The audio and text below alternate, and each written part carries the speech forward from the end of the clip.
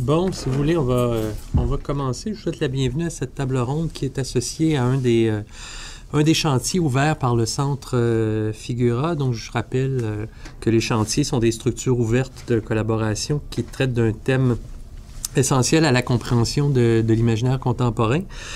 Les chantiers sont sous la responsabilité d'un chercheur ou de plusieurs. Et chose importante, les chantiers servent aussi à impliquer les chercheurs étudiants, d'où la présence ici de deux doctorantes, Hélène Després et Marianne Cloutier, qui sont spécialistes des questions qu'on va aborder. Alors, la table ronde se situe donc dans le cadre du chantier suivant qui s'intitule « Mutation et inquiétude, art, littérature et sciences à la croisée des chemins ».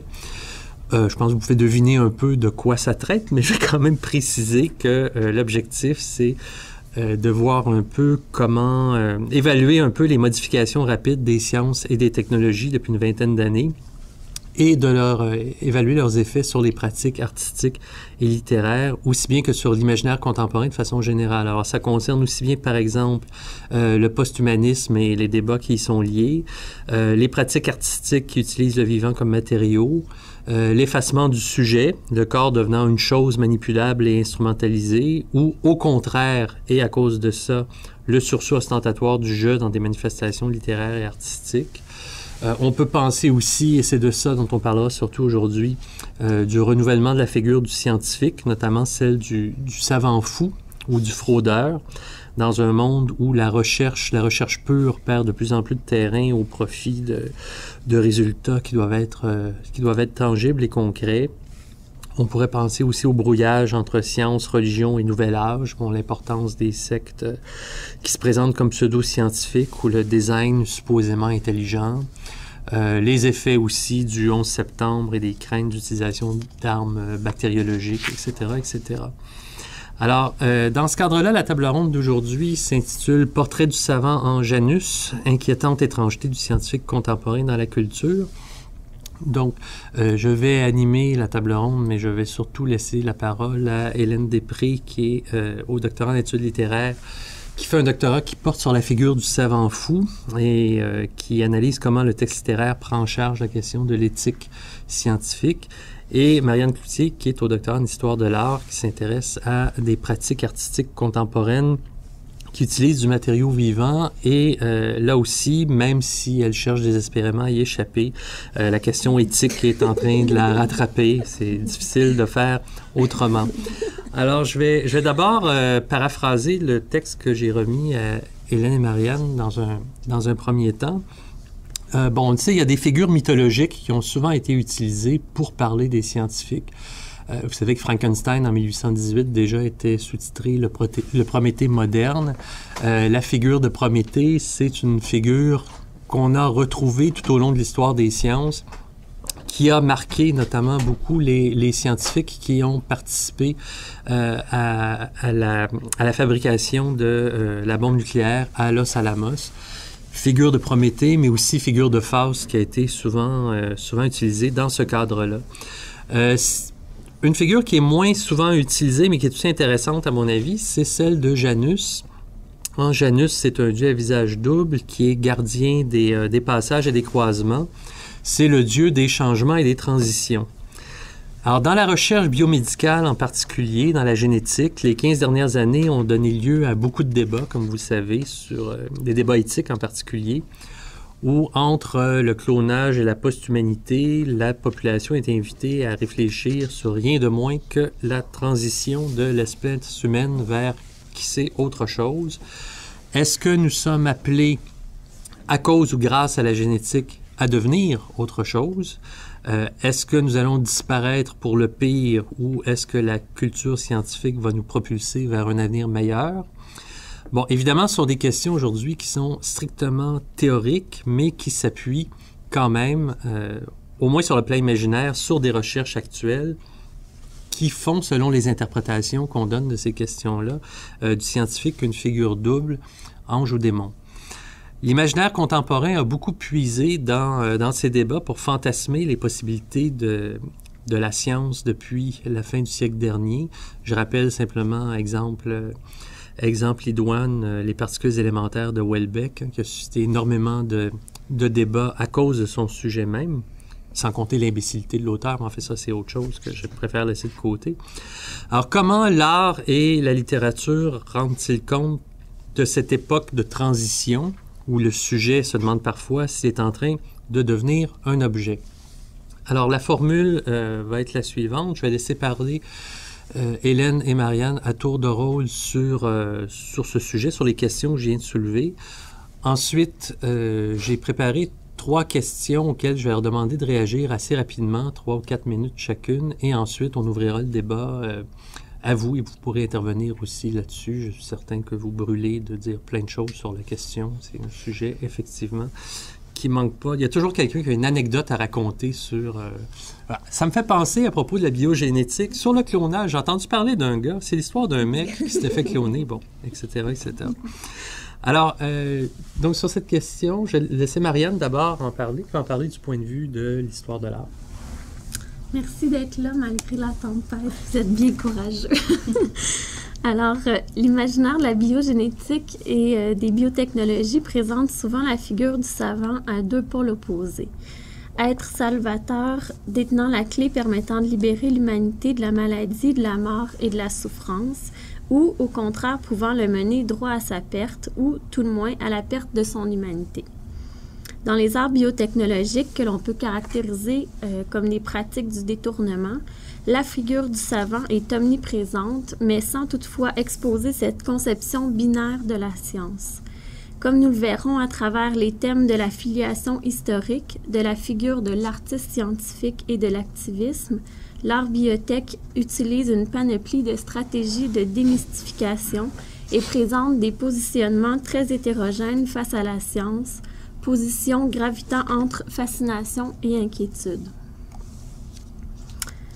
Lors de l'exposition L'art biotech en 2003, le Tissue Culture and Art Project, ou TCA, un collectif d'artistes australiens dirigé par Oren Katz et Ian Hatzer, expose Disembodied Cuisine, ou en français la cuisine désincarnée. L'œuvre consiste en une installation complexe qui comprend un laboratoire fonctionnel qui servira pendant toute la durée de l'exposition de lieu de production de steaks de grenouille entièrement créé par une biotechnologie, la culture tissulaire. Une biopsie est effectuée sur les grenouilles afin d'en prélever les cellules nécessaires. À la fin de l'exposition, les steaks sont cuisinés par un chef, marinés au calvados, puis grillés dans l'ail et le miel, accompagnés de tissu végétal également cultivé en laboratoire. Ce repas est consommé par les artistes, les deux commissaires, le chef et 6 volontaires lors d'un festin qui prend place dans les lieux mêmes de l'exposition, à une grande table annexée au laboratoire, à la vue des spectateurs. Le laboratoire de Disembodied Cuisine reprend tout le matériel nécessaire à la culture tissulaire, hôtes stériles, microscopes, consommables et bioréacteurs. De la première étape de l'œuvre, la biopsie, à la dernière, le festin, le public sera appelé à assister et même à participer aux multiples manipulations.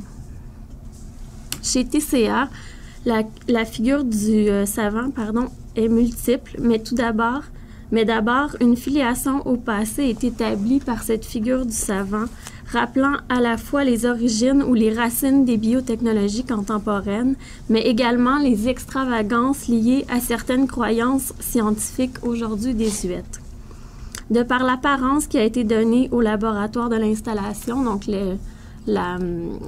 cette hutte noire qu'on voit sur l'image, où se trouve le laboratoire.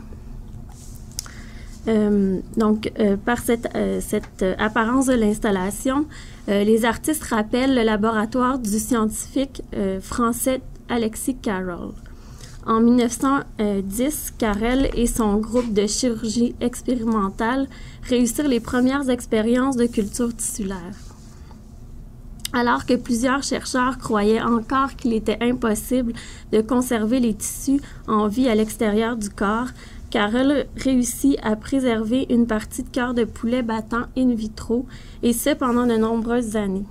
Sa reconnaissance par le milieu scientifique fut soulignée en 1912 par un prix Nobel pour ses techniques de suture des vaisseaux sanguins et sa contribution au domaine de la transplantation d'organes. Mais au-delà de ses apports majeurs à la science, on se rappelle de Carroll pour ses idées fascistes à tendance eugéniste, sa collaboration au régime de Vichy et ses multiples excentricités. Soulignons notamment le fait qu'il concevait la culture cellulaire comme un art occulte et qu'il était convaincu que la lumière pouvait tuer les cultures cellulaires. Ainsi, tous les murs de ses laboratoires et des salles d'opération étaient peints en noir, tous les meubles du laboratoire étaient noirs, de même que les sarraux des scientifiques et techniciens qui devaient également porter un bonnet doté d'une unique ouverture pour les yeux. L'éclairage était réduit à une simple lampe permettant au personnel de voir les manipulations exercées. Dans leurs écrits, les artistes de TCA soulignent l'apport majeur de Carroll à la science, mais questionnent également les tendances eugénistes et mystiques en regard de ses expérimentations scientifiques. Sont-elles en quelque sorte issues de son obsession pour la vie partielle?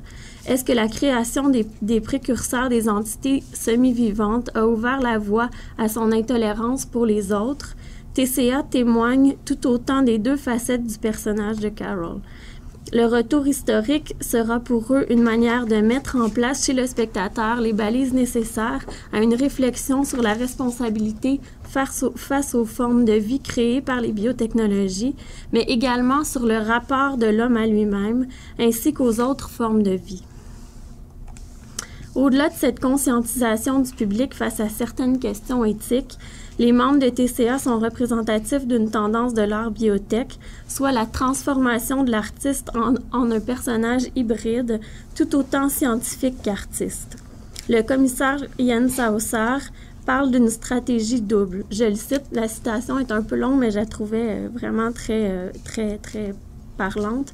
Donc, pour accéder au domaine protégé par la barrière des savoirs techniques, ils, les artistes, s'y infiltrent en collaborant, ce qui les rend suspects aux yeux du milieu de l'art. Sont-ils des suppôts de la bio-industrie émergente? Dans les œuvres ambiguës et complexes, mais pas nécessairement eschatologiques, ils reflètent le nouveau biodéterminisme, l'image de l'homme à travers ses particules élémentaires, le brevetage de la vie, parfois le scientisme mercantile, le risque eugénique, les statuts des organismes transgéniques et la sournoise perspective des pièces de rechange organiques sur mesure à l'ère de la xénotransplantation, ce qui les rend suspects aux yeux du milieu de la recherche et de la biotechnologie. Fin de la citation. En 2000, les membres de TCA effectuèrent une résidence au laboratoire d'ingénierie tissulaire et de fabrication d'organes de l'École médicale de Harvard. Auprès des spécialistes, ils apprirent les techniques scientifiques leur permettant de réaliser eux-mêmes leurs œuvres et depuis, à travers divers stages de résidence au laboratoire Symbiotica, un laboratoire collaboratif art-sciences situé à l'Université de Perth en Australie, ils forment d'autres artistes. Ces stages très prisés auront permis à des artistes tels que Biotechnica et Orlan, pour ne nommer que ceux-là, d'intégrer la culture tissulaire à leur pratique.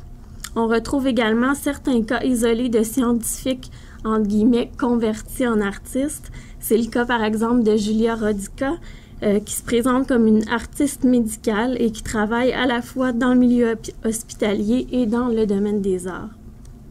Sa pratique s'affirme parfois clairement comme artistique, comme par exemple avec son Imnex Designer Hymen Project, où des petits hymens sont créés en laboratoire, alors que dans d'autres cas, son travail prend plutôt la forme d'ateliers laboratoires didactiques qui sont ouverts au public. Un peu dans le même esprit que les ateliers didactiques de Rodica, le Critical Art Ensemble propose au public diverses installations et performances où les artistes adoptent encore une fois la figure du scientifique. Par exemple, dans Genterra, Le public est mis en contact avec une variété de discours sur la relation entre la transgénèse et les impacts possibles sur l'environnement et les politiques relatives à la santé humaine.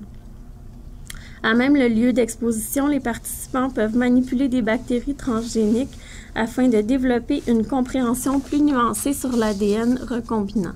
Dans Free Range Grain, c'est la question des OGM dans la nourriture qui est abordée, les artistes demandant aux gens d'apporter des aliments qui seront ensuite analysés par les artistes. Il s'agit évidemment ici d'un bref survol de la figure du savant dans les pratiques artistiques actuelles.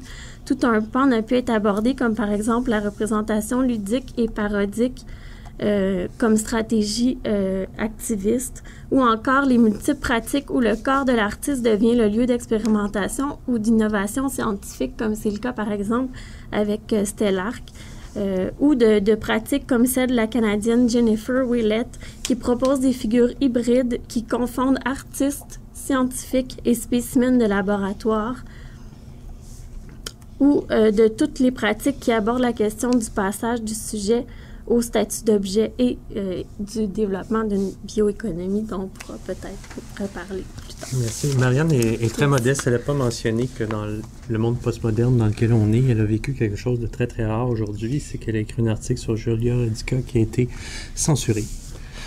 Parce qu'il était question d'hymen, et c'est quand même quelque chose de très, très rare aujourd'hui qu'on réussisse à être censuré dans les domaines artistiques avec un article scientifique, parce qu'on touche à des sujets qu'on a, semble-t-il, pas le droit d'aborder. Sur Sterlac, j'imagine que tout le monde a vu qu'il était à Montréal il n'y a pas très longtemps. On a tous pu voir sa magnifique oreille greffée sur un bras qui, bientôt, semble-t-il, sera tout à fait Wi-Fi et on pourra communiquer avec lui partout à travers le monde dès qu'il y a un endroit qui est Wi-Fi. Ce qu'on remarque, je dirais quand même juste une petite chose, c'est à la fois l'ambiguïté de la figure du savant telle qu'elle est représentée par les artistes, mais aussi l'ambiguïté de la façon dont certains scientifiques s'occupe de science, parce que Carrel, c'est un bel exemple où il théâtralise totalement son laboratoire. Bon, il était peut-être un peu fou. Déjà, il était fasciste, donc on peut dire qu'il y avait une tendance. Mais il y a aussi, du côté des scientifiques, parfois une volonté de théâtralisation. Travailler avec Lindbergh, en plus. Hein? Ben oui. Déjà, pour le spectacle, c'est pas mal. Ça fait beaucoup de défauts en même temps. Alors, Hélène, du côté de la littérature? Puisque la figure de Janus n'est pas très couramment associée à la figure imaginaire du scientifique, j'ai décidé de commencer par là et de définir brièvement Janus. Janus est un dieu romain à deux visages, l'un tourné vers le passé et l'autre vers le futur. Il est le gardien des passages et des croisements, dieu du changement et des transitions. À Rome, son temple principal a la particularité d'avoir les portes ouvertes en temps de guerre et fermées en temps de paix. Ils ont été fermées très, très peu souvent. À cause de sa dualité et de son rôle dans l'équilibre entre la guerre et la paix, il est parfois associé à la dichotomie entre le bien et le mal, même si ce n'est pas fondamental dans la figure de Janus lui-même. Quelques-unes de ces caractéristiques de Janus pourraient éclairer la figure du scientifique dans la littérature contemporaine. J'en identifie 4. Le regard vers le passé et l'avenir. Je vais y revenir dans ma séparation des représentations du scientifique. Le passage, le changement, la transition, comme Jean-François en a parlé plus tôt. La guerre et le rôle que le scientifique y joue, peut y jouer, y a joué. Et finalement, le bien... je ne sais pas dans mes mots. Le bien et le mal, donc le questionnement moral du scientifique qui va le positionner comme étant une figure positive ou négative ou ambiguë. Évidemment, pour véritablement évaluer la pertinence de cette métaphore du scientifique janusien dans la littérature contemporaine, il faudrait se lancer dans un véritable projet de recherche sur cette question, ce qui n'est pas mon cas. Par contre, en préparant cette table ronde, j'ai commencé par faire l'inventaire des romans écrits depuis 10 ans que j'ai croisés depuis le début de mes recherches universitaires et qui ont pour personnage un scientifique. Pour plusieurs raisons, il y en a une bonne quantité. Pour mon travail avec le sélectif, je vais y revenir un petit peu, ma thèse de doctorat sur le savant fou et une chronique livre que j'ai tenue pour Québec Science pendant 2 ans. De cet inventaire, j'ai vu émerger un certain nombre de modèles de personnages, de scientifiques dans le récit. En voici un bref aperçu. Donc, ça n'a pas de prétention d'exhaustivité, absolument pas. Je les ai classés selon justement l'idée du passé et du futur que Janus peut représenter, qui est quand même l'élément principal du mythe. Donc, c'est tout dans la littérature contemporaine, donc 2000-2010. Le savant historique, je vais les définir un peu plus en détail après, qui peut être soit positif, soit négatif. Le savant fou classique, qui est généralement négatif. Ceux qui représentent plutôt le présent, donc le praticien et le technicien, qui s'inscrit complètement même dans un présentisme, qui est généralement positif. Le physicien ou le mathématicien en crise existentielle, donc qui est soit positif, soit négatif, moi je vais y revenir. Et puis ceux qui sont tournés vers l'avenir, donc le savant fou dystopique, qui est plutôt presque toujours négatif, et le post-humain sans créateur, donc l'absence de scientifique. Donc je vais commencer par le savant historique, qui est tourné vers le passé. Il s'agit dans la littérature contemporaine de personnages inspirés, plus ou moins librement selon les cas, de scientifiques ayant vraiment existé. Il peut s'agir de romans historiques ou non. Dans le deuxième cas, donc quand c'est pas un roman historique, le personnage est généralement décontextualisé et plongé dans une époque qui n'est pas la sienne, ou encore on le rencontre vieillissant pour les scientifiques plus récents. C'est le cas de Mengele, entre autres. Cette tendance à fictionnaliser des savants historiques remonte à plus de 10 ans, mais continue encore aujourd'hui. Cette catégorie a dominé les travaux du sélectif, donc sur lesquels j'ai travaillé avec Jean-François depuis quelques années. Ce type de personnage de scientifique est présenté comme plus ou moins positif selon l'aura du savant qui a inspiré le récit. Par exemple, et très grossièrement, Joseph Mengele sera montré comme un monstre, Einstein comme un sage excentrique, Marie Curie comme une martyre courageuse, Oppenheimer comme un philosophe torturé, etc. Il arrive que la fiction va à contre-courant de l'aura habituelle d'un scientifique, cherchant à démonter le mythe par des faits historiques ou non. Par exemple, les croyances superstitieuses, alchimiques et autres de Newton, mises de l'avant par Jean-Pierre Luminet dans son dernier livre, La perruque de Newton. Donc, j'ai mis un certain nombre de livres ça, c'est seulement une petite quantité. Il y en a énormément depuis 10 ans. Donc, des livres qui parlent de scientifiques qui ont vraiment existé. Donc, j'ai donné quelques exemples. Je peux passer à travers la liste. Mais, donc, ça couvre différentes époques et différents scientifiques et différents pays.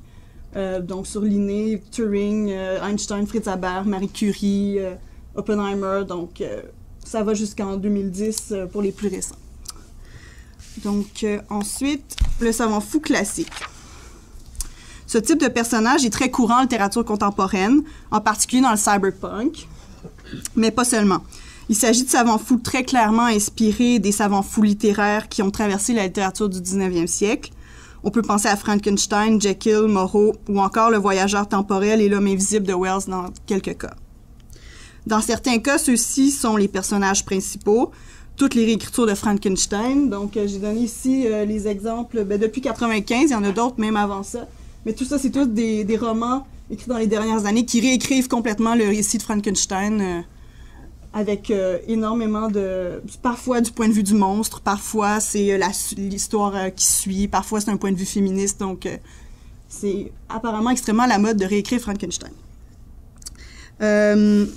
Et puis aussi, qui sont des personnages principaux, il y a aussi le Bouvard Pécuchet, les savants fous, qui n'a pas Frankenstein, mais qui a d'autres savants fous du 19e qui apparaissent. Ensuite, d'autres fois, ils sont simplement évoqués, comme dans la procédure d'Harry Mulisch, donc il y a des citations de Frankenstein, ou sont une simple inspiration implicite, donc la BD de Tardy, Adèle Blanc-Sec, ou Dr. Van Schuller's Brain, qui est un recueil de nouvelles américains. Donc, les Frankenstein, les savants fous sont pas directement évoqués, mais sont clairement visibles par les caractéristiques puis par les actions qu'ils ont. Ces personnages sont généralement négatifs, mais parfois réhabilités jusqu'à un certain point, du moins déresponsabilisés par les circonstances, par des explications psychologisantes. Donc, on retourne dans leur biographie, on explique pourquoi ils ont agi de telle façon. Mais pourquoi est-on autant obsédé par les scientifiques du 19e? Clairement, c'est seulement quelques exemples, il y en a beaucoup d'autres.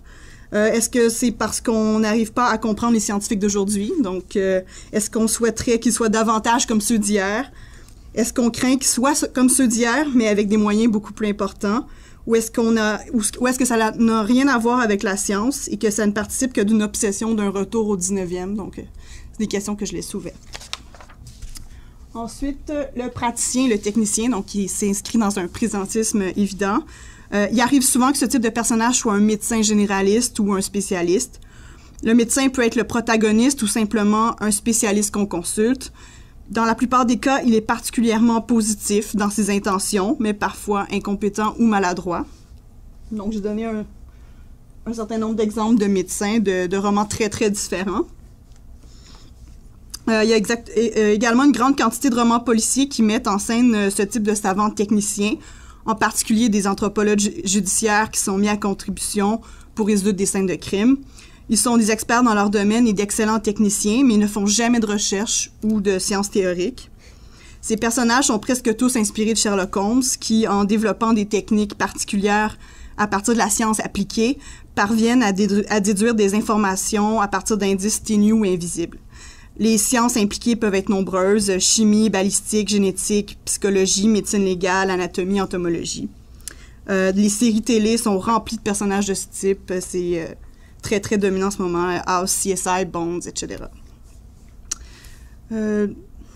Donc, oui, je voulais dire aussi qu'on pourrait inclure les scientifiques aventuriers qu'il y avait beaucoup au 19e et qui réapparaissent dans les romans, dans les thrillers, entre autres.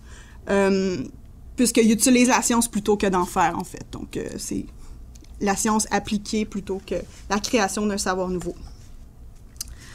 Ensuite, le physicien en crise existentielle. J'en ai trouvé quelques exemples, dont Sous pression, Jean-François Chassé. J'avais pas pensé à ça, mais c'est en voyant la liste de mes livres que ça m'est vraiment apparu comme évident. C'est soit physicien, soit mathématicien en général. Ils sont équivoques, mais globalement négatifs. Le scientifique n'apparaît pas ici comme immoral ou psychopathe, mais comme un humain en crise, souvent pathétique. Cette crise a souvent peu à voir avec la science elle-même.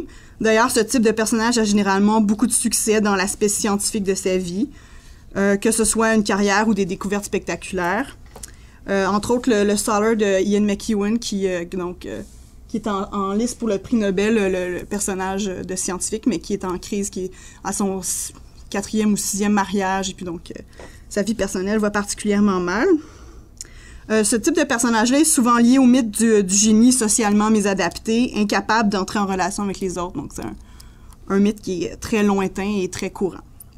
Et qui est peut-être probablement lié aussi à l'idée de la tour d'ivoire dont le scientifique est souvent associé.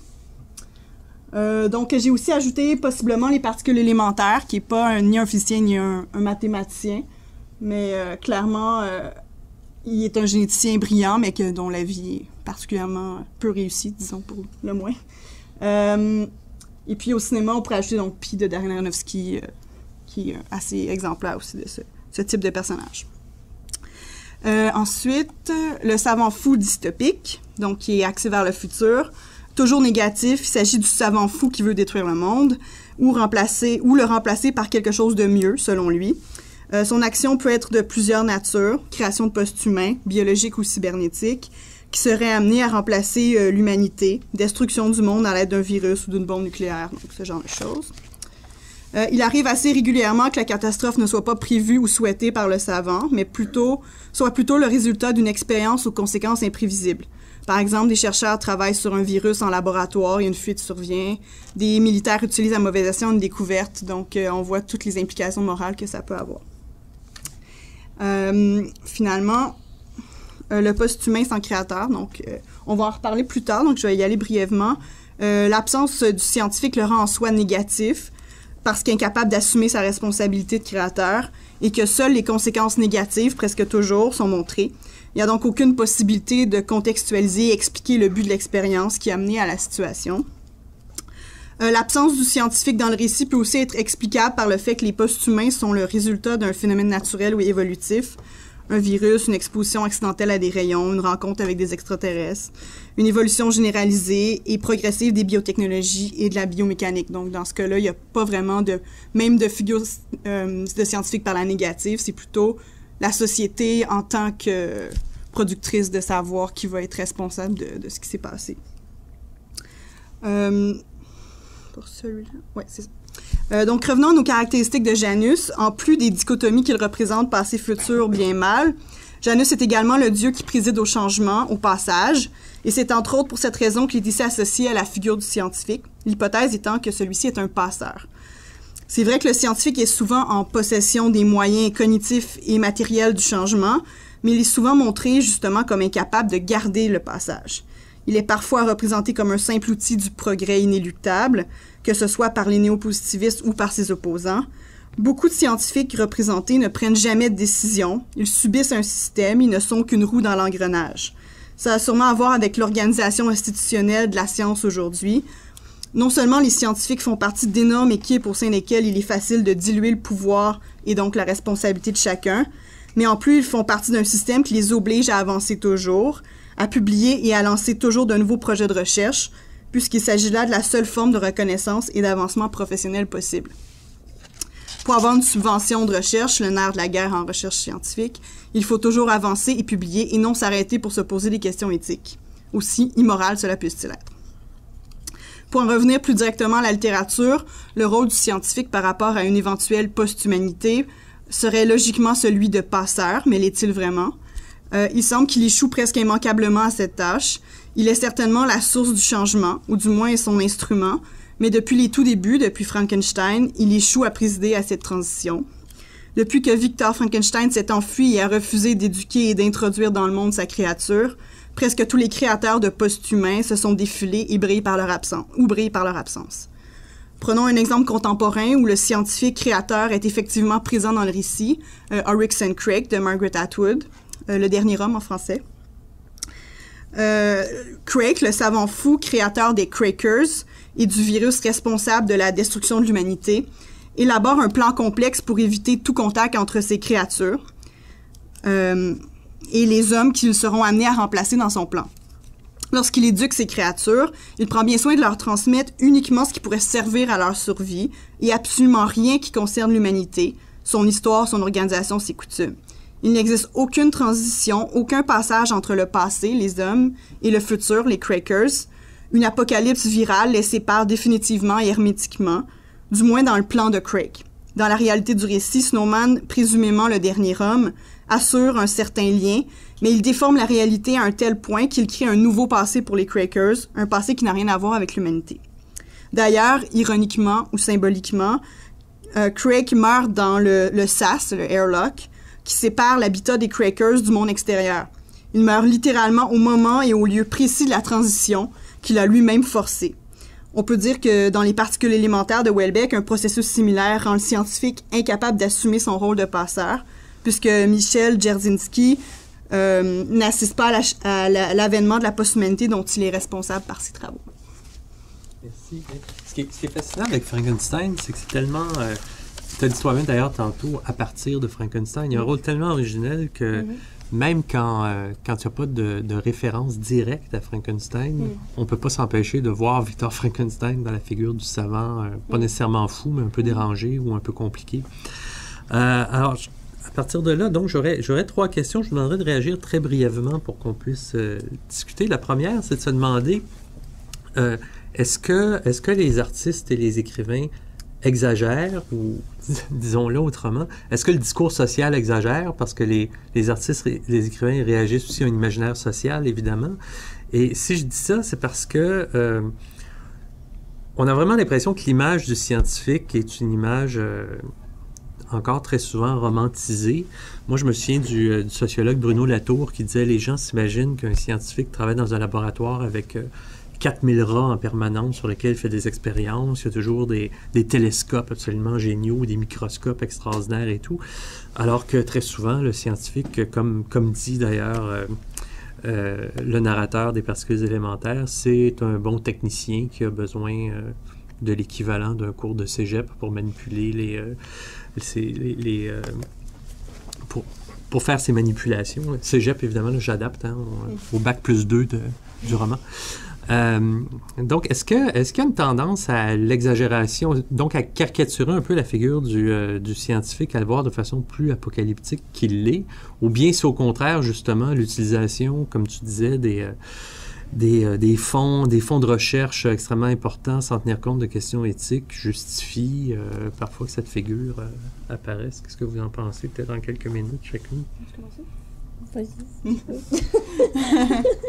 Ben, je pense que c'est sûr qu'elle est un peu exagérée, mais je pense que ça a toujours été le cas. C'est-à-dire que la littérature a toujours montré des versions exagérées de la science des scientifiques, et pas seulement de la science des scientifiques. En général... Du monde. Oui, du monde en général. Parlons des profs d'université. Mais je pense que l'idée d'apocalypse est beaucoup plus récente en ce qu'elle est liée à la science. Je pense qu'avant 1945, on n'a à peu près pas d'exemple où il est vraiment question d'apocalypse lié à l'action de scientifiques ou à l'action de la science en général. Puis c'est lié, évidemment, entre autres, à la bombe atomique, par contre, si c'était seulement lié à ça, évidemment, depuis la fin de la guerre froide, ça serait probablement atténué, ce qui n'est pas le cas, clairement. Il y a encore plus de fiction apocalyptique qu'il y en avait avant. Puis je pense que c'est entre autres lié au fait qu'on a l'impression que la science a les possibilités depuis cette époque-là, une chose qui ne peut pas s'être atténuée. On a l'impression que la science a les moyens de la destruction de l'humanité, que ça soit réaliste ou non. Reste que les moyens sont là, puis évidemment, ça fait toujours peur. Puis... entre autres aussi, les scientifiques sont peut-être un peu responsables de cette idée-là, dans la mesure où ils vont pour convaincre, ils vont généralement présenter le pire scénario des conclusions de leur recherche. Par exemple, en climatologie, c'est évident. Donc, ils vont faire des recherches sur les changements climatiques, puis ils veulent convaincre de faire des changements dans les politiques, dans la société. Donc, forcément, ils vont présenter le pire, alors qu'ils ne peuvent pas savoir, en fait, ils savent qu'il y a un système qui est débalancé, mais ils ne peuvent pas savoir d'avance quelle va être la situation finale. Donc, forcément, ils vont nous montrer la pire des situations pour nous convaincre. Donc, je pense qu'ils sont un peu responsables aussi de cette surenchère-là. Ils font de la fiction eux-mêmes, c'est-à-dire qu'ils proposent différents scénarios, ils prennent toujours le pire. Oui, c'est ça. Le plus narrativement intéressant. Oui, puis c'est parfois justifié, mais ça reste que c'est quand même ça qui alimente l'imaginaire qui est lié à la science, je pense. Puis en art, est-ce que c'est la même chose? Est-ce que ça serait pire depuis quelques décennies? Puis c'est la leçon d'anatomie de Rembrandt, là, c'est pas trop épeurant, non, ça? Pas trop, non. Mais c'est sûr que moi, je connais bien ce qui se fait en ce moment, mais j'ai pas une vision nécessairement historique de tout ça, mais contrairement peut-être à Hélène, moi, du côté de l'art visuel, j'aurais tendance à dire que non, on n'est pas dans des scénarios catastrophistes de fin du monde. Il y en a, oui, je pense que oui, là, comme par exemple le travail de Maëlle Lemay, là, qui a monté une compagnie fictive de biotechnologie. Là, on est vraiment dans le savant fou là, qui a dépassé les limites, qui n'a aucune conscience éthique, qui est prêt à faire n'importe quoi avec le corps, tant que la compagnie... En même temps, c'est ludique. Oui, c'est ludique. Donc, oui, c'est très ludique, mais je pense, par exemple, dans le champ de l'art biotechnologique, je trouve qu'au contraire, on est plutôt dans la déconstruction des mythes. Je trouve qu'il y a beaucoup une volonté de la part des artistes de un peu calmer les populations qui manquent d'informations puis qui voient les choses tellement plus... pas tellement plus graves parce que ils veulent pas non plus minimiser les risques qui sont liés aux technologies, mais je pense par exemple à Nathalie... je sais pas trop comment dire son nom de famille, là, Jamie Genco, là, qui a fait un projet qui s'appelle One Tree, qui est assez intéressant parce que c'est un projet qui s'échelonne sur plusieurs années. Puis en fait, elle a cloné un arbre, puis elle a fait, je sais pas, 60 clones de cet arbre-là, pour montrer aux gens que ces clones-là vont être tous différents, pour déconstruire l'idée que si tu clones un être vivant, il va être identique, tu sais, c'est qui est quand même ancré dans notre imaginaire. Là. Puis il y a vraiment, je pense, une volonté de la part des artistes d'éduquer le public, de les amener à comprendre en quoi ça consiste, ces technologies-là, à même les faire, comme on a vu avec certaines œuvres rapidement, à les faire manipuler ces technologies-là pour qu'ils développent une opinion personnelle, une réflexion personnelle qui est un peu plus éclairée, je dirais. Est-ce qu'il y a une évolution de ce point de vue-là? Tu as répondu un peu, toi, Hélène. Est-ce qu'il y a une évolution de cette figure-là, du savant, là, en littérature, sans me dire, bon, il y a une accélération, je dirais, des processus de catastrophisme, là, mais est-ce qu'il y a des fluctuations? Est-ce qu'il y a une évolution au fil des temps, disons, depuis le 19e siècle, là, où ça s'est... Depuis Frankenstein, parce qu'on n'y échappe pas, finalement, ça commence d'une certaine façon. La laïcisation du mythe du savant commence avec Frankenstein. Mais je pense que de tout temps, les scientifiques ont été montrés et de leur côté positif et de leur côté négatif. Mais au 19e, les savants fous sont souvent liés, parce que j'ai pas tellement étudié les autres figures que le savant fou au 19e. Puis c'est toujours lié à des apocalypses intimes, c'est-à-dire que l'idée était déjà là en germe, seulement elle n'était pas au niveau de l'apocalypse ou au niveau de la destruction de l'humanité, parce que personne n'aurait même pu imaginer qu'un scientifique pourrait détruire l'humanité au 19e siècle. Mais l'idée de l'apocalypse intime était déjà présente, c'est-à-dire que tous les savants fous au 19e meurent sans exception, donc détruits par leur expérience, souvent leur entourage, et parfois des microcosmes qui sont un peu plus larges. Donc, je pense que c'était déjà présent, mais évidemment à beaucoup plus petite échelle. Puis en art, Marianne, est-ce que tu peux... Non, tu disais justement que c'est plutôt scientifique. Ben oui, mais tu sais, il y a quand même, je pense que si on regarde les choses de façon générale, je pense que, tu sais, de tout temps, les artistes se sont servis de la science dans leur, à plusieurs niveaux, là, dans leur processus de création artistique, mais peut-être qu'on pourrait dire que tantôt, tu parlais de la leçon d'anatomie de Rembrandt, par exemple. Si on pense à cette œuvre-là, bien, l'artiste est vraiment spectateur de l'œuvre du scientifique, mais vraiment d'un point de vue extérieur, puis il va pas nécessairement prendre part à ce qui est en train d'arriver, tandis que avec les années, j'ai l'impression que c'est ça qui évolue, le lieu de la science dans l'œuvre. Mais il va vraiment être dans l'œuvre et pas dans le... Oui, je suis en train de me mélanger dans ce que vous comprenez ce que je veux dire. Puis je pense que c'est ça, ou si on pense à des artistes justement qui se sont servis de la dissection, mais on était toujours dans une logique de préparation d'une peinture ou pour mieux comprendre le corps humain, pour mieux le représenter après, mais de façon traditionnelle, tandis que plus on va vers l'époque actuelle, plus les artistes vont s'être appropriés ces technologies-là, d'où l'hybridation entre la figure du scientifique et de l'artiste. C'est un peu normal que la science ait toujours fait partie de l'art de la littérature, ça fait partie de la culture, donc c'est normal. Ce qu'on oublie souvent, moi, c'est quelque chose que je rappelle toujours depuis des années, vous savez, la science, ça fait partie de la culture. Mais ça m'amène à ma dernière question, qui est un petit peu paradoxale, qui est de se demander justement si, pour parler de la science comme culture, on a vraiment encore besoin des scientifiques dans l'art, la littérature, le discours social. Je vais donner 2 exemples. L'exposition Bodies à Montréal, vous savez, a soulevé beaucoup de critiques parce qu'il y a eu beaucoup de rumeurs persistantes qui laissaient entendre que les corps utilisés étaient ceux de condamnés à mort chinois. Donc, la question scientifique qui pouvait être posée par cette exposition-là est très, très vite passée à l'arrière-plan. En littérature, je donne un exemple, je connais bien, tu l'as mentionné, en fait, tu étais dans ta liste, Ishiguro, We Never Let Me Go, où ce sont des clones qui prennent la parole. Et je trouve que c'est très intéressant d'un point de vue narratif, d'un point de vue idéologique, parce que le roman fait à peu près 400 pages. C'est une clone qui prend la parole. Il est question de science à peu près 4 pages sur 400, où on a une idée de la façon... En fait, c'est un univers, c'est une uchronie. On est dans une Angleterre où, depuis la fin de la Deuxième Guerre mondiale, on a créé des clones. Et les clones ne vivent pas très longtemps parce qu'à la fin de leur vie finie, parce qu'en fait, ils existent pour donner leurs organes aux humains qui ont des problèmes de santé, donc pour donner un rein, le foie, etc. Puis à un moment donné, à force de donner des organes, inévitablement, ils meurent. Donc, ils ont une longévité très, très courte. Mais ce qui est intéressant, c'est qu'il est question de science à peu près 4 pages sur 400. Et en même temps, ce roman-là ne peut pas se penser sans la science. C'est-à-dire, s'il n'y a pas l'idée du clonage derrière, le roman n'existe pas. Ça devient un roman psychologique assez traditionnel. Puis je pense aussi à tous les débats sur la post-humanité où des gens prennent position très clairement à partir d'hypothèses souvent douteuses, mais sans connaître vraiment la science, mais en parle comme si c'était un discours que tout le monde avait le droit de tenir. Bref, on a l'impression que... c'est peut-être une impression fausse, puis c'est la question que je lance à vous et ensuite à tout le monde.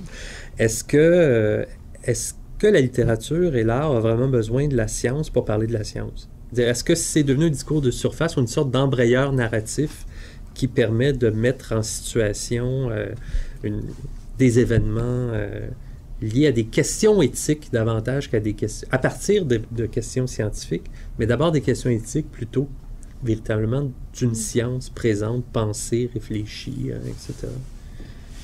Ben, c'est-à-dire que je pense que c'est historiquement même, mais beaucoup aujourd'hui, c'est beaucoup les conséquences de la science qui sont spectaculaires puis qui sont faciles à expliquer, à saisir, que les causes, en fait, des catastrophes, même de la création de post-humains. Je veux dire, c'est pas récent. Frankenstein, c'était déjà comme ça. C'est-à-dire que c'est tellement difficile à expliquer comment on pourrait créer un clone sur le plan scientifique qu'on passe rapidement et puis on explique c'est quoi la conséquence d'un clone dans la société, parce que c'est probablement un raccourci. Est-ce que c'est nécessaire ou pas? Je pense que la littérature n'a jamais beaucoup essayé d'expliquer les causes de la science en général, parce que peut-être parce qu'elle pense pas être capable de le faire, ou est-ce que c'est porteur sur le plan de l'imaginaire, je sais pas, mais... Mais par exemple, le roman qui est à côté de toi, là, oui. Gary Mulich, oui, mais c'est vraiment une exception. Là, c'est ça c'est un roman où il y a une réflexion sur la génétique. C'est ça, mais comme le roman d'Ishiguro, on en parle, puis c'est justement, on remarque à quel point il n'y a pas de science. Donc, c'est pas naturel. Donc, d'après moi, c'est des exceptions plutôt qui vont aborder justement la création dans la procédure, et puis qui vont complètement abandonner l'idée de science dans Ishiguro, mais c'est quand même assez exceptionnel. Même dans les pires romans ou films catastrophiques, il y a toujours au moins une mention de qu'est-ce qui a pu arriver, ou même si c'est très, très, très raccourci, mais c'est vrai qu'il y en a peut-être de moins en moins des personnages de scientifiques, puis quand ils sont là, c'est rare qu'ils parlent de science, en fait. Quand on parle de scientifiques, souvent, c'est pour parler de la psychologie, leur vie, leur rôle dans la société, mais rarement leur activité scientifique en tant que telle. C'est quand même assez rare. Il faut dire qu'il y a des sciences qui se narrativisent mieux que d'autres aussi. Oui, la théorie des cordes, l'idée de la théorie des cordes est absolument géniale. C'est de réussir à mettre ensemble l'infiniment petit et l'infiniment grand, la théorie de la relativité puis la physique quantique, mais il n'y a même pas un physicien qui est capable de l'expliquer. D'ailleurs, des physiciens théoriques qui disent eux-mêmes, moi, je comprends rien. C'est ça. Seulement les gens qui y travaillent vraiment, et ça s'explique uniquement sur le plan mathématique. Alors qu'en génétique, ben là, c'est sûr que c'est plus facile de mettre en scène. Puis on le voit bien, les romans qui parlent de génétique, de biologie, ils vont généralement plus en détail que les romans qui parlent de physique puis de mathématiques. C'est vrai qu'on fait que c'est probablement une des explications sur justement l'idée que c'est possible de l'expliquer ou pas. Ça, on revient dans le fond à la possibilité d'expliquer la science, de faire de la... c'est bon.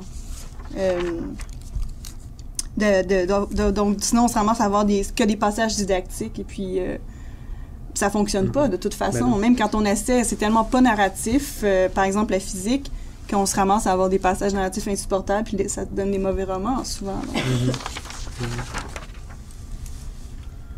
Mais tu parlais de la physique aussi, mais il y a sûrement quelque chose justement de plus visuel dans la biologie. Si tu parles de transgénèse, mais tu vois le petit gène qui part d'un corps et qui s'en va dans un autre corps, là, c'est plus facilement... l'astrophysique, quand même, le cosmos. Oui, mais en tout cas... Mais... Bon, un trou noir, évidemment, c'est difficile à voir, mais... Mais les mathématiques, il y en a beaucoup, je pense, en or, non? Peut-être pas en bioart, par exemple. Non, mais oui, mais il y a beaucoup d'artistes qui ont travaillé avec les mathématiques, les fractales, ces choses-là, mais aussi, tu sais, dans ta question, Jean-François, tu as comme utilisé le terme discours boiteux ou quelque chose comme ça, tu sais, quand tu parlais des... Ben, c'est peut-être pas le terme que tu as utilisé, mais quand tu disais que, justement, il va y avoir des gens qui vont parler de post-humain, mais sans rien connaître. Mais justement, dans ta question, tu as dit que ça donnait aussi des discours un peu... Ben, t'as pas utilisé le terme boiteux, là, mais... Non, mais tu veux dire des discours qui fonctionnent pas, justement, parce que les gens... Oui, c'est ce que je trouve, moi, que ça donne... S'il n'y a pas la science derrière, vraiment, en tout cas, pas les bases, mais justement, ça va donner un résultat un peu... chambranlant. Ça va donner des postes humains pas trop en forme, avec un pied beau.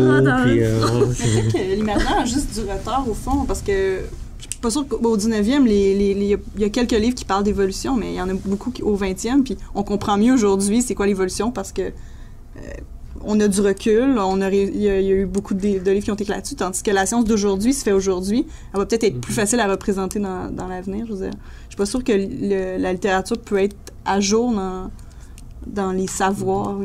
Mais il y a aussi toute la catégorie des romans où le recul tient aussi à des figures. Par exemple, Newton, les romans qui mettent en scène Newton, même si c'est un Newton totalement imaginaire, c'est aussi une occasion de parler des théories de Newton. Alors qu'aujourd'hui, au temps présent, peut-être moins de figures flamboyantes de la science qu'on peut utiliser.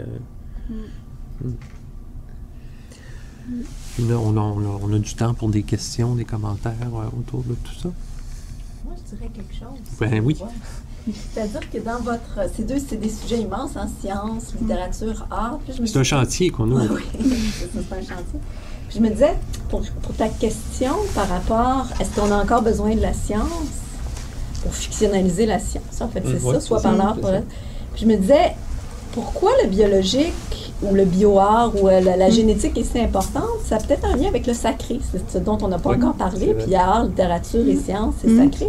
Je me dis probablement que le vivant, c'est le dernier lieu sacré, en tout cas un des derniers lieux sacrés, et que là, il y a tout un autre, ça ouvre tout un autre imaginaire qui pourrait emprunter à toutes nos habitudes du religieux, du rituel, ce que les artistes font beaucoup, c'est-à-dire qu'ils se mettent en scène comme agents, donc artistes ou scientifiques, mais il y a tous des protocoles, le rituel. J'imagine que c'est la même chose dans l'énonciation pour la littérature, que le protocole parfois devient important. Enfin, je me dis, peut-être qu'il faudrait attacher ce mot-là, finalement, surtout quand on parle de vivant. Je n'oserais pas dire que le mathématique ou le fractal, c'est sacré, mais dans le cas du bio, je pense que oui.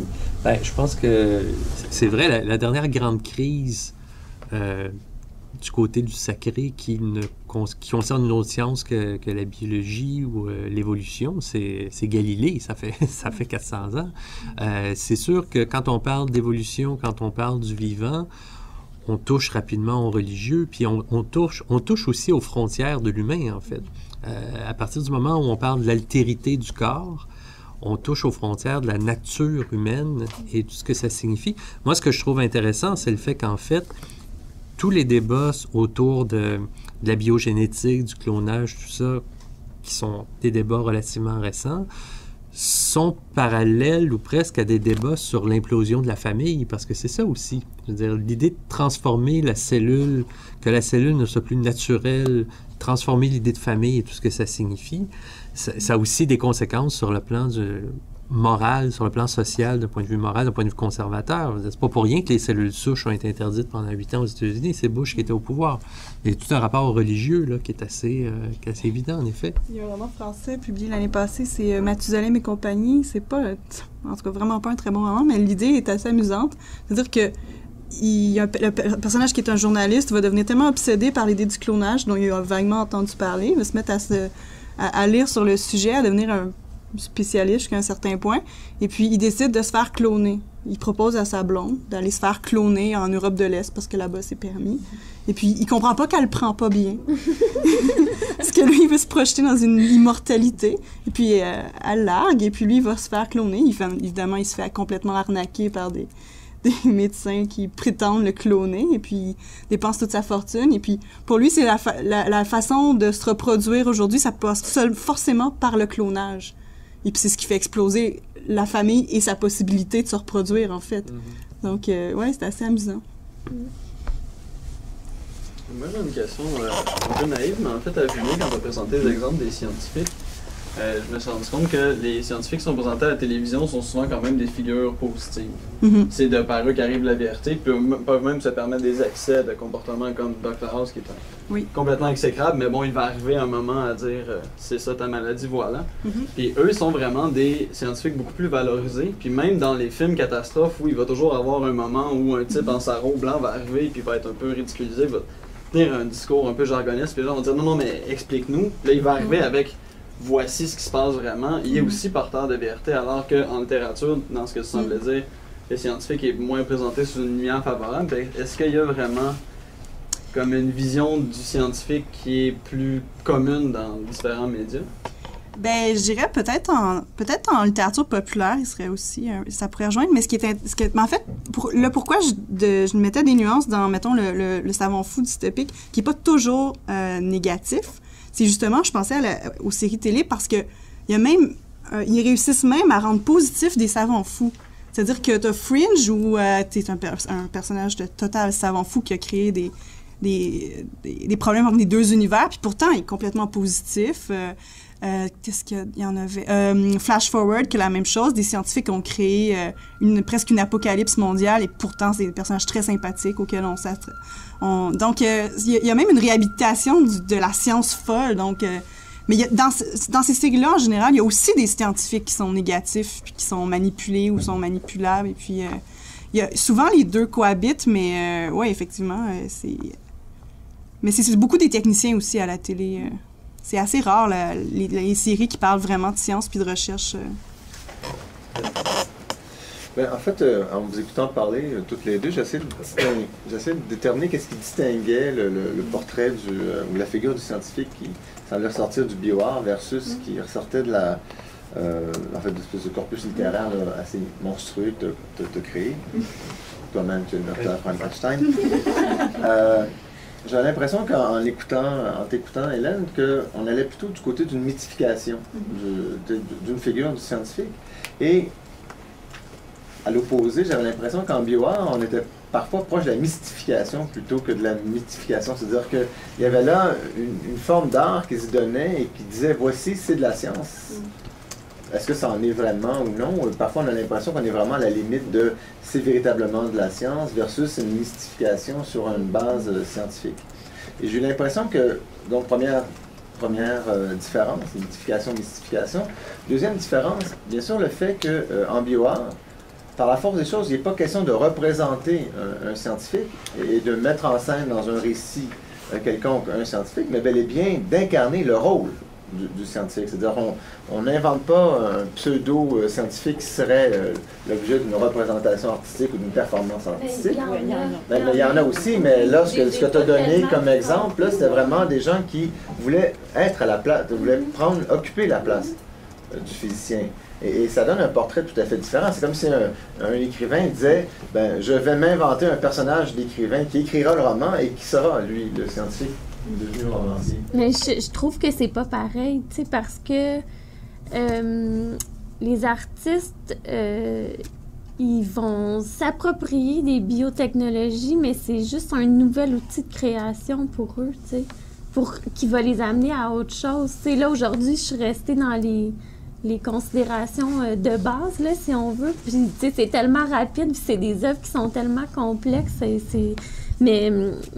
Mais je pense que je pense que ce qui est fait par les écrivains, c'est vraiment, vraiment différent de ce que les artistes cherchent à faire, là, aussi. Puis c'est vraiment de... Je sais pas, moi, cette science-là, oui, on va parler de science, puis c'est aussi de ce que j'ai parlé aujourd'hui avec ces œuvres-là, mais je trouve qu'ils utilisent ça aussi pour nous amener ailleurs. C'est aussi un outil pour nous amener à je sais pas si c'est clair. L'ailleurs serait quoi dans ce cas-ci? Il y a plein de choses, mais comme par exemple, si on reprend l'œuvre de TCA avec les steaks de grenouille, oui, ça parle de biotechnologie et tout ça, mais il parle aussi beaucoup, beaucoup de la relation de l'être humain à l'animal, mais par le biais de la biotechnologie. Puis il essaye de nous amener à réfléchir sur nos rapports qu'on entretient avec le vivant en général. Est-ce qu'il n'y aurait pas d'autres moyens de penser ces rapports-là? Est-ce que... donc, on est vraiment au-delà de... OK. Et le rapport à la mystification, parce que tu peux bel et bien dire oui. non, c'est pas vrai, là. Non, mais ça aussi, c'est vraiment intéressant que tu soulèves ça parce que je pense que quand on est dans une galerie puis qu'on nous dit... t'as devant toi des bactéries transgéniques. Tu sais, c'est ça, j'ai déjà un peu traité cette question-là, mais c'est que en fait, le spectateur n'a pas le choix. Joanne parlait de croyance tout à l'heure, puis de religion. Bien, on est dans un acte de croyance. Le spectateur, il doit croire ce qu'on lui présente comme étant une bactérie transgénique. Il n'y aura pas de preuves. Tu sais, les preuves tangibles, ça serait des procédures tellement compliquées, ce serait des spécialistes qui pourraient les apporter. Mais il y a vraiment des pratiques, enfin, je crois, où les artistes vont vraiment réaliser vont vraiment travailler avec le vivant, ils vont vraiment... puis ils essayent le plus, dans certains cas, là, ils essayent le plus possible de rendre justement toutes les étapes possibles pour que justement le spectateur puisse faire son acte de croyance. Ouais, mais en même temps, la quasi-totalité des œuvres hypermédiatiques dont j'ai entendu parler par toi sur le bioart fonctionnent sous le motif de la mystification. Oui. Là. Oui, mais là, on est dans l'art hypermédiatique, Okay. c'est autre chose aussi. Là. Mais quelqu'un comme Sterlark, par exemple, là, est-ce qu'il fait œuvre scientifique quand il fait greffer son oreille? Là, il faut bien qu'il soit conscient de ce qu'on lui fait. Il faut qu'il comprenne scientifiquement ce qui se passe. Oui. Est-ce que ça, comment traiter justement ce genre de modification-là?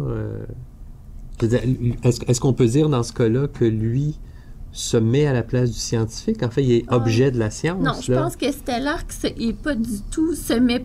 place pas du tout dans la position du scientifique. Il est collaborateur parce qu'il y a des projets qu'il fait réaliser. C'est un peu comme un artiste...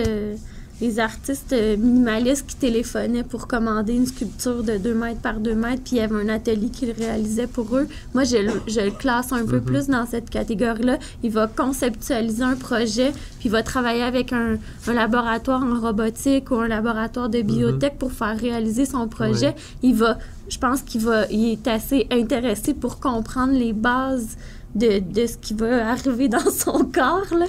C'est ça, c'est parce que la différence avec l'artiste minimaliste, c'est qu'il ne fait pas juste prendre le téléphone puis dire vous faites, vous concevez parce que ça te concerne. Oui, lui mais aussi. il y en a des artistes en biotech, par exemple, qui vont faire ça. Comme Édouard Docac, j'en ai pas parlé aujourd'hui, mais lui, c'est exactement ça. Là. Il va commander une séquence de un ADN à un laboratoire, il peut le faire par téléphone, là, puis il va réaliser une œuvre avec ça après. Là. Mais c'est intéressant parce que c'est eux qui posent l'hypothèse scientifique, en fait, dans le processus. C'est-à-dire que Oui, si tu prends l'œuvre comme une expérience scientifique, c'est eux qui posent l'hypothèse de départ, puis c'est eux qui vont proposer l'expérience. Donc, ils sont plus dans la position du scientifique qui utilise des techniciens que dans la position... Donc, c'est un peu ambigu. C'est pour ça que j'en parle. C'est une position intéressante, en fait. Mais il y a des ratés aussi, justement, puisqu'ils n'ont pas les bases scientifiques. Il y en a eu des ratés. Mais ça n'a pas marché. Ça finit mal, hein? L'imaginaire d'un artiste qui travaille dans un atelier puis un scientifique qui travaille dans un laboratoire, ça ne marche plus aujourd'hui parce que la recherche même en art, ça a comme...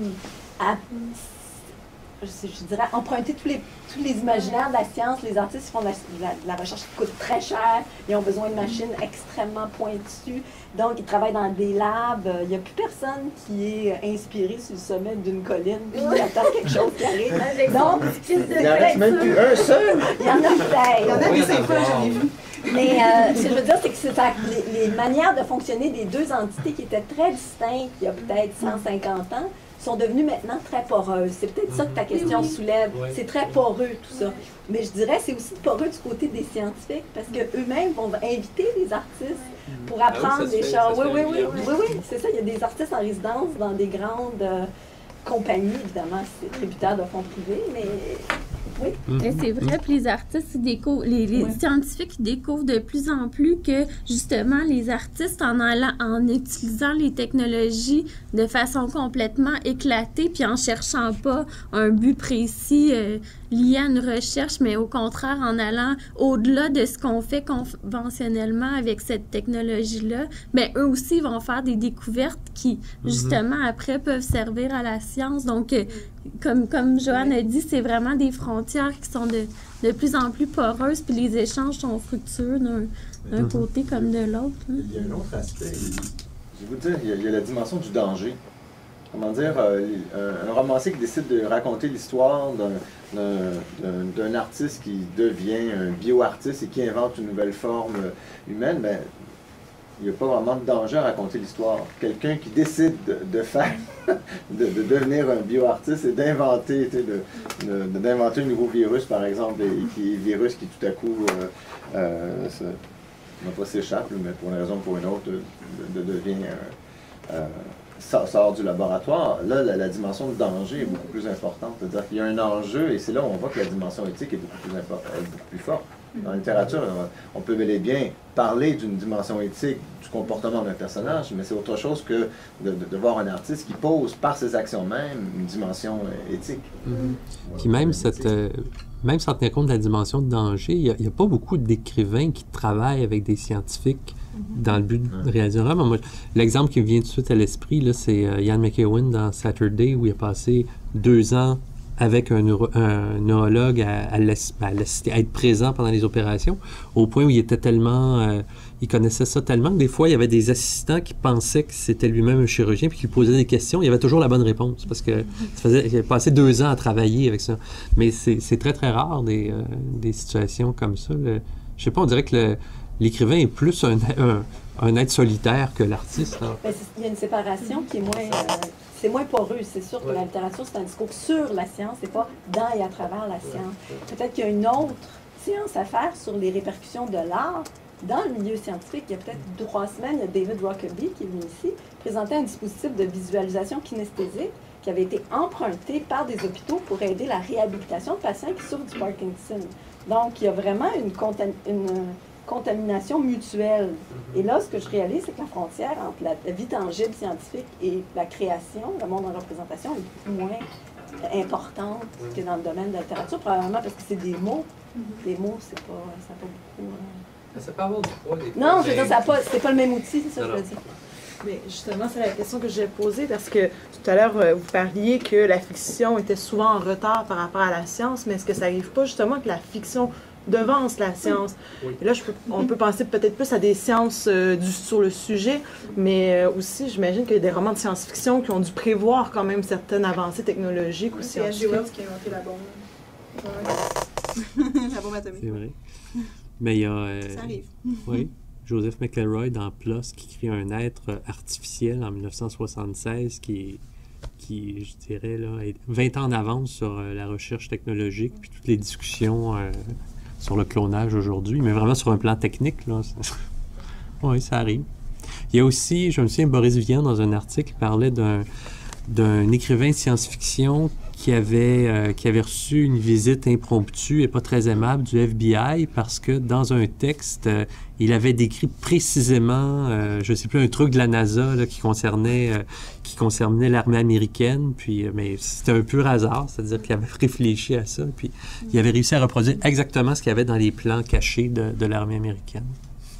Ça peut se produire. Mais au fond, la littérature et la science, au départ, c'est une hypothèse, donc forcément... La littérature peut aller plus rapidement dans la mesure où elle n'a pas besoin des moyens techniques pour réaliser cette hypothèse-là. Donc, c'est sûr que ça peut arriver. Si on peut l'imaginer, on va l'imaginer. Mais... Est-ce que la science va aller vraiment dans cette direction-là après? Oui, c'est sûr qu'on peut trouver des exemples de littérature qui va précéder des découvertes scientifiques, mais il y a combien de littérature qui a précédé à rien du tout? T'sais? De combien de découvertes scientifiques qui ont été inventées par des auteurs qui n'ont pas mené à de la science, qui ont mené à quelque chose qui n'est pas un savoir ou qui n'est pas... Donc. Ben, il y a aussi le fait que l'intérêt de la littérature de ce point de vue-là, c'est que souvent, elle pousse jusqu'au bout de sa logique une possibilité de la science qu'on n'ose pas vraiment articuler dans un discours public. Mais bon, pour reprendre l'exemple des particules élémentaires, je viens de donner 3 heures de cours sur les particules élémentaires ce matin. C'est assez fascinant, la réception des particules élémentaires, parce que Houellebecq a été... on a dit qu'il avait écrit un roman d'abord idéologique, un roman eugénique, un roman réactionnaire parce qu'il défendait une race nouvelle et que c'était tout à fait fasciste, tout à fait dans l'esprit des fascistes, des nazis, des années 30, tout ça. Mais quand on lit le roman, il n'y a rien qui démontre que le narrateur, qui est un posthumé lui-même, que ça veut dire que Houellebecq prend position pour ça. Je veux dire, il pousse au bout de sa logique une possibilité de la science à partir du clonage, mais c'est une pure fiction. C'est vraiment une hypothèse au sens fort. Qu'est-ce qui se passerait si Si on avait les moyens techniques de faire ça, qu'est-ce qui arriverait?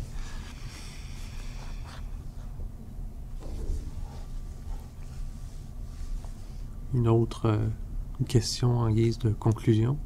Une question ne peut pas être une conclusion, parce qu'il y a un point d'interrogation, il faut répondre, mais bon. Quelque chose comme ça? Quelque chose comme ça? Juste que tantôt, pour revenir à ce qu'on parlait tantôt, ça me faisait penser, tu parlais du scientifique, de l'artiste qui s'était fait greffer une oreille. Et puis en fait, ça me fait tellement penser à tellement de personnages de savants fous qui expérimentent sur eux-mêmes. Donc, ça revient au même, au fond, tu sais, la représentation... Jekyll, déjà. Oui, c'est ça, depuis Jekyll puis tous les autres qui ont suivi.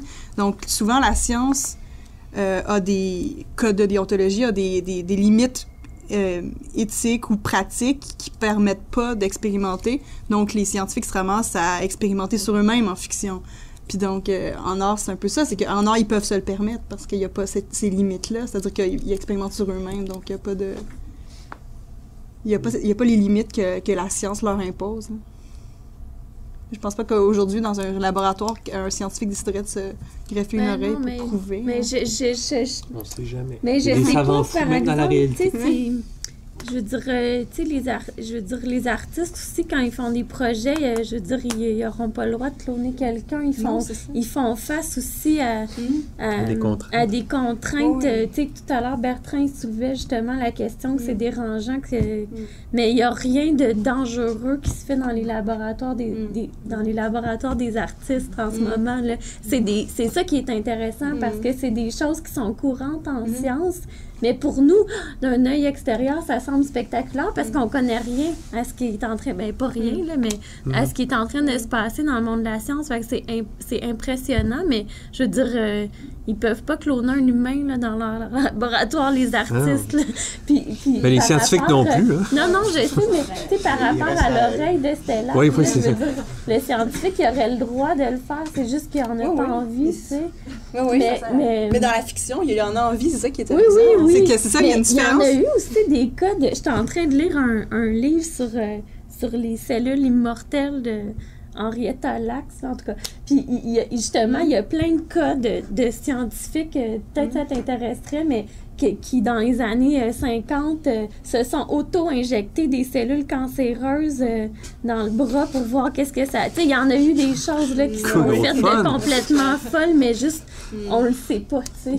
Puis, il y avait beaucoup de moins de cas d'éthique, justement, dans ces années-là, qui ont été établis par la suite, là, mais... Puis je pense que le scientifique, quand il est vraiment willing... Mais en 47, il n'y avait pas vraiment de code pour les cobayes humains. Fait que... Mais les religions ont quand même créé une belle fiction en disant que Jésus-Christ était le premier cas de clonage. C'est-à-dire, la résurrection s'expliquerait comme ça. C'est que c'est un cas de clonage. D'ailleurs, ils ont expliqué qu'il suffirait de télécharger le code génétique de quelqu'un pour le cloner, mais je ne sais pas comment on peut télécharger un code génétique. Et j'ai rien lu, moi, personnellement, qui me laisse penser qu'on peut faire ça prochainement. Écoutez, on peut s'arrêter ici. Il est déjà 2h moins 10. Je vous remercie.